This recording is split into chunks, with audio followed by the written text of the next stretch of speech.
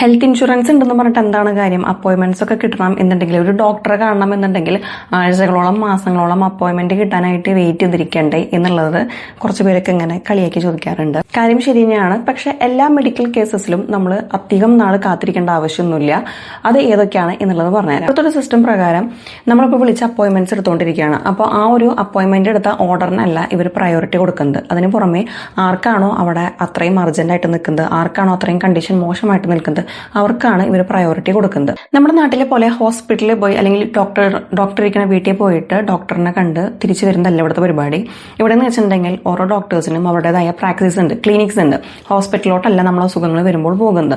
അതായത് ഗൈനക്കോളജിസ്റ്റിന്റെ ക്ലിനിക്സ് ഉണ്ട്, പിന്നെ ഡെന്റിസ്റ്റിന്റെ, പിന്നെ പീഡിയാട്രീഷ്യൻ, പിന്നെ നമുക്ക് വേണ്ട ജനറൽ ഫിസിഷ്യന്റെ ക്ലിനിക്സ് ഉണ്ടായിരിക്കും. അപ്പൊ നമ്മുടെ സിറ്റിയിൽ നമ്മുടെ സൗകര്യത്തിനനുസരിച്ച് നമ്മളൊരു ക്ലിനിക്കിലോട്ട് വിളിച്ച് അപ്പോയിന്റ്മെന്റ് എടുത്ത് അവിടെ രജിസ്റ്റർ ചെയ്തിടണം. അപ്പൊ രജിസ്റ്റർ ചെയ്തിട്ട് കഴിഞ്ഞിട്ടുണ്ടെങ്കിൽ ഇപ്പൊ കുട്ടികൾക്കാണെങ്കിൽ പീഡിയാട്രീഷ്യനെ രജിസ്റ്റർ ചെയ്തിടാം, നമുക്കാണെങ്കിൽ ജനറൽ ഫിസിഷ്യനെ രജിസ്റ്റർ ചെയ്തിടാം.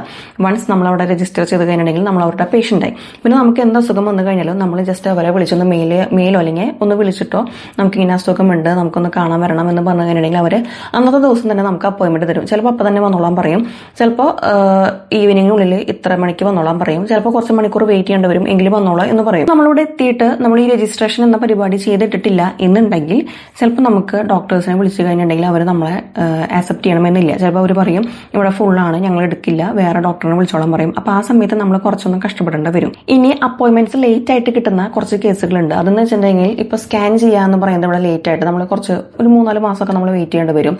ഇനി ഡെന്റിസ്റ്റിന്റെ ഇപ്പൊ എക്സാമ്പിൾ ആയിട്ട് പറയുകയാണെങ്കിൽ നമുക്കിപ്പോ പല്ലുവേദന വന്നു, പല്ല് റിമൂവ് ചെയ്യണം എന്നുണ്ടെങ്കിൽ പല്ലുവേദന വന്നിട്ട് നമ്മൾ ഡോക്ടറെ കാണാൻ പോകുന്നത് ചിലപ്പോൾ നമുക്ക് പെട്ടെന്ന് നടന്നു വരാം. പക്ഷെ പല്ല് എടുത്തു കളയാനായിട്ട് ഇപ്പൊ ആ ക്ലിനിക്കിൽ നമ്മൾ പോയ ക്ലിനിക്സിൽ പല്ലെടുത്ത് കളയുന്ന ഒരു പ്രൊസീജിയർ ചെയ്യുന്നില്ല എന്നുണ്ടെങ്കിൽ അവർ നമുക്ക് റെഫർ ചെയ്യും. വേറൊരു ഹോസ്പിറ്റലിലോട്ടോ അല്ലെങ്കിൽ വേറൊരു ക്ലിനിക്കിലോട്ടോ നമ്മൾ റെഫർ ചെയ്യും.